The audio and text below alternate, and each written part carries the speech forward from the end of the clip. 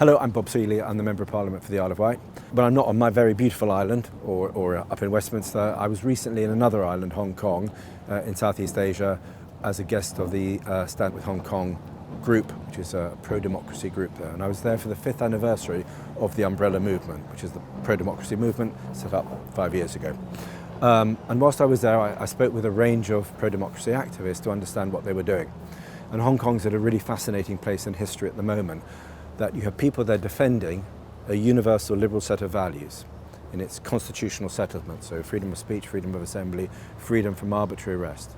And they're doing that against an increasingly authoritarian Chinese state.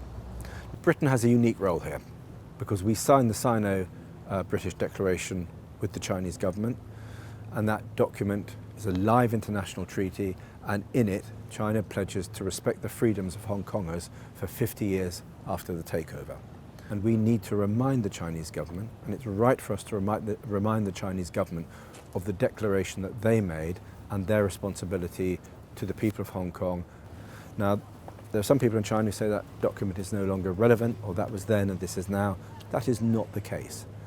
This document is a live international treaty, and the Chinese state has a responsibility to honour it for 50 years after the handover of Hong Kong.